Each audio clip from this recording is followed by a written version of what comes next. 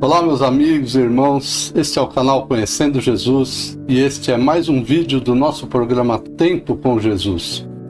Um devocional cujo objetivo é ler trechos da Bíblia Sagrada e meditarmos sobre eles, trazendo uma lição para nós nos dias de hoje. O tema de hoje será esperança. E o nosso texto base será Colossenses capítulo 1, versículos 26 e 27.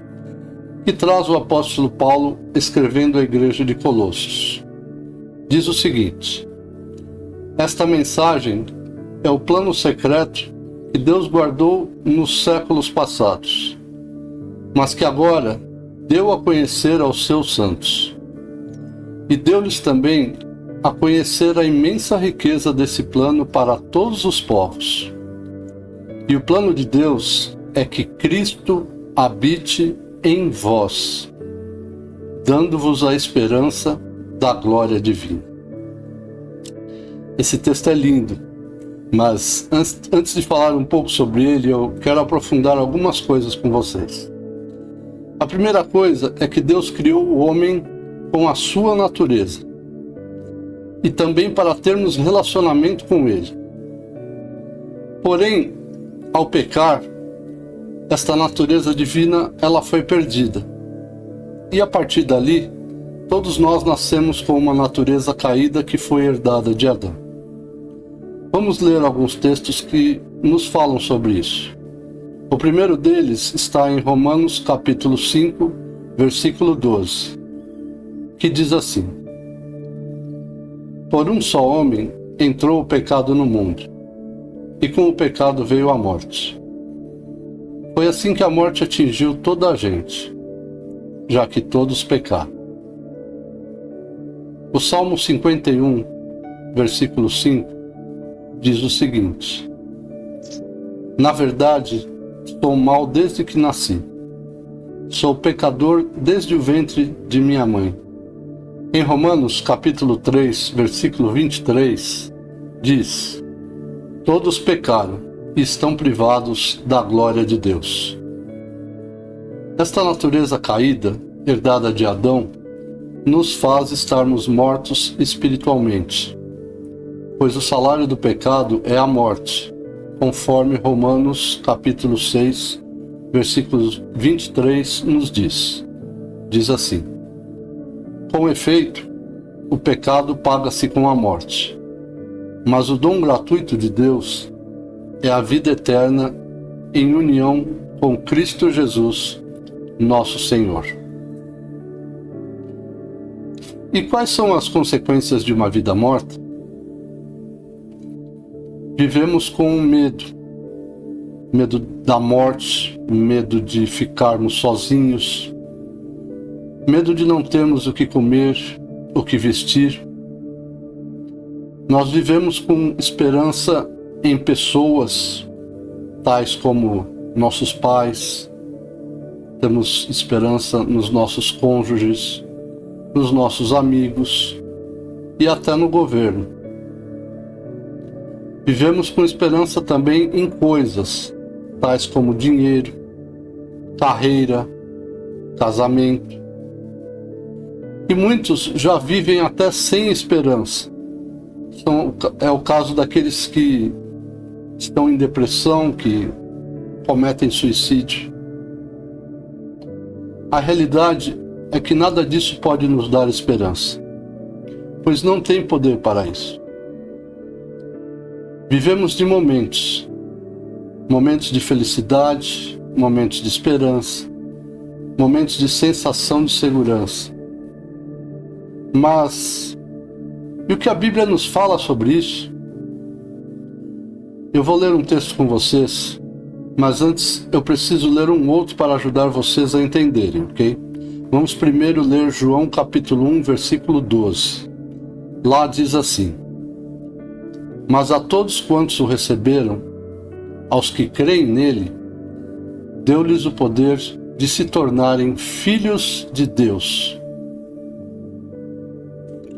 A Bíblia chama de criatura a todas as pessoas criadas por Deus, mas estabelece que filho de Deus são somente aqueles que creem em Jesus.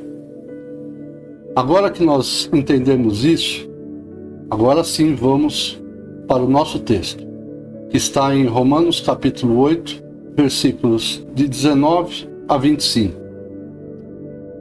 Excepcionalmente aqui, eu vou utilizar a versão ACF, que é a Almeida Corrigida Fiel, pois esse texto é muito importante para nós e eu quero apresentar ele fiel ao original para vocês, ok? Lá diz assim: Porque a ardente expectação da criatura espera a manifestação dos filhos de Deus, porque a criação ficou sujeita à vaidade, não por sua vontade, mas por causa do que a sujeitou, na esperança de que também a mesma criatura será libertada da servidão da corrupção, para a liberdade da glória dos filhos de Deus. Porque sabemos que toda a criação geme e está juntamente com dores de parto até agora. E não só ela, mas nós mesmos, que temos as primícias do Espírito, também gememos em nós mesmos, esperando a adoção, a saber, a redenção do nosso corpo. Porque em esperança fomos salvos. Ora, a esperança que se vê não é esperança, porque o que alguém vê, como esperará? Mas, se esperamos o que não vemos, com paciência o esperamos. Esse texto nos fala sobre esperança. E como foi lido, essa esperança é tanto para a criatura quanto para os filhos de Deus. Mas, e o que se espera? Se espera salvação, vida em abundância e vida eterna. E qual a esperança para a criatura? A resposta é Jesus. Vamos entender isso melhor analisando 2 pontos. O primeiro é que, antes do homem existir, já havia esperança. Em Apocalipse, capítulo 13, versículo 8, diz que o Cordeiro foi morto antes da fundação do mundo. E para quê? Para termos esperança. Lá diz assim, vamos ler o texto: Todos os habitantes da terra hão de adorá-la, exceto aqueles cujos nomes estão escritos desde o princípio do mundo no livro da vida do Cordeiro que foi morto. Quem é esse Cordeiro que foi morto? Jesus. Deus é onisciente. Antes de formar o mundo, ele já sabia que o homem iria cair e já tinha preparado o resgate, o nosso resgate. Ele já sabia que teria que enviar seu Filho amado para morrer em nosso lugar e nos dar esperança de salvação. Vamos agora ao segundo ponto, para concluirmos.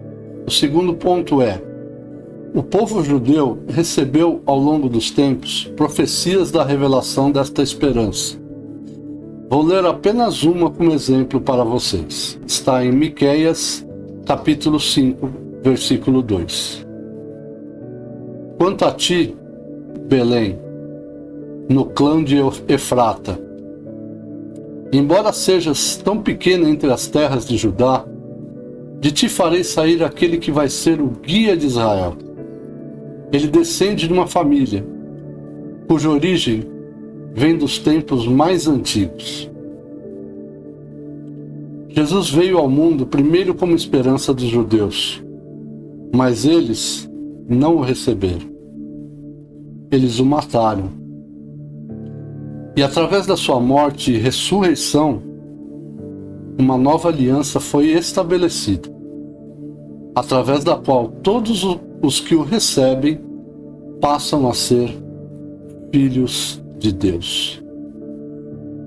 Em Romanos capítulo 5, versículos 17 a 19, diz que se por um homem entrou o pecado no mundo, por outro homem veio a esperança.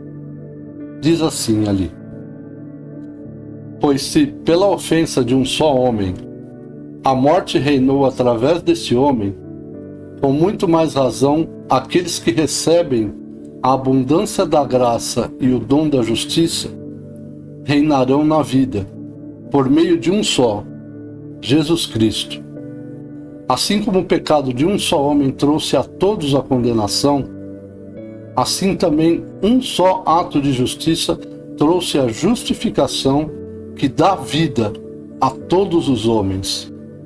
Pois como pela desobediência de um só homem todos se tornaram pecadores, pela obediência de um só, todos se tornam justos diante de Deus. Isso é maravilhoso, meus amigos. Esse texto também é muito lindo e fala muito sobre a nossa salvação. Glórias a Jesus pelo sacrifício dele, porque ele veio para nos livrar da morte e nos dar vida. Essa é a esperança que nos tira da natureza caída e nos dá a natureza de Deus. Ele coloca o seu Espírito em nós. Aleluia. Continuando. A próxima pergunta seria: e qual a esperança para os filhos de Deus? Na realidade, é uma esperança extra, pois para esses, Jesus já é uma realidade de esperança. Mas a resposta a essa pergunta está no final do texto que lemos há pouco, lá em Romanos capítulo 8, versículos de 23 a 25. Ali diz o seguinte: o que esperamos com paciência? A redenção do nosso corpo, o encontro glorioso com o nosso Senhor Jesus, que virá nas nuvens com grande poder e glória. E para quê? Para finalizar a sua obra, dando-nos um corpo glorificado e nos levando com Ele para que tenhamos uma vida eterna com Ele. Amém. Alguns textos complementam isso, tais como 2 Coríntios, capítulo 4, versículo 18, que diz assim: não fixamos a nossa atenção nas coisas que estão à vista, mas naquelas que ainda se não veem. Pois o que se vê é passageiro, mas o que ainda se não vê é eterno. Em 1 Coríntios, capítulo 15, versículo 19, diz: se a esperança que temos em Cristo não vai para além desta vida, somos os mais miseráveis de todos.